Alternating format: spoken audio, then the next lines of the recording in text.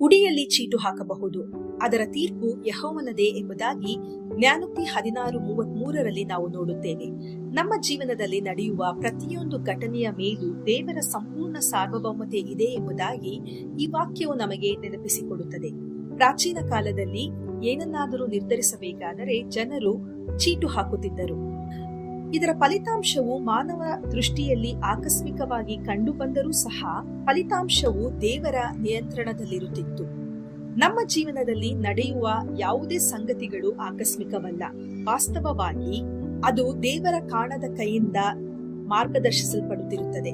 ನಾವು ನಮ್ಮ ಮಾರ್ಗಗಳನ್ನ ಆತನಿಗೆ ಸಂಪೂರ್ಣವಾಗಿ ಒಪ್ಪಿಸುವಾಗ ಆತನು ನಮ್ಮ ಜೀವನದ ಸಣ್ಣ ಸಂಗತಿಗಳನ್ನೂ ಸಹ ತನ್ನ ಬುದ್ಧಿವಂತಿಕೆ ಹಾಗೂ ಪ್ರೀತಿಯಿಂದ ನಿರ್ದೇಶಿಸುತ್ತಾನೆ ಎಂಬುದಾಗಿ ನಾವು ಖಚಿತವಾಗಿ ಹೇಳಬಹುದು. ಆದುದರಿಂದ ಫಲಿತಾಂಶದ ಬಗ್ಗೆ ಚಿಂತಿಸಬೇಡಿ, ನಿರ್ದೇಶಿಸುವವನನ್ನ ನಂಬಿರಿ. ನೀವು ಅನೇಕ ಯೋಜನೆಗಳನ್ನ ಹಾಕಿಕೊಳ್ಳಬಹುದು, ಅನೇಕ ಹೆಜ್ಜೆಗಳನ್ನ ಇಡಬಹುದು, ಆದರೆ ನಿಮ್ಮ ಯೋಜನೆಗಳನ್ನ ಆದೇಶಿಸುವವನು, ನಿಮ್ಮ ಭವಿಷ್ಯತ್ತನ್ನ ಭದ್ರಪಡಿಸುವವನು ಯೆಹೋವನೇ ಆಗಿದ್ದಾನೆ. ಜೀವನವು ಅನಿಶ್ಚಿತತೆ ಎಂದು ಭಾವಿಸಿದಾಗ ನೆನಪಿನಲ್ಲಿಡಿ, ಯಾವುದೂ ಸಹ ಅದೃಷ್ಟವಲ್ಲ. ದೇವರು ನಿಮ್ಮ ಹುಡಿಯ ಚೀಟಿಯನ್ನ ನಿರ್ಧರಿಸುವವನಾಗಿದ್ದಾನೆ.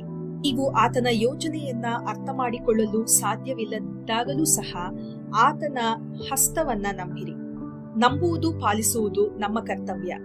ನಿರ್ದೇಶಿಸುವುದು, ನೆರವೇರಿಸುವುದು ಆತನ ಕರ್ತವ್ಯವಾಗಿದೆ. ಈ ಸತ್ಯದ ಮೇಲೆ ನಾವು ನೆಲೆಗೊಳ್ಳೋಣ. ದೇವರು ನಿಮ್ಮನ್ನ ಆಶೀರ್ವದಿಸಲಿ.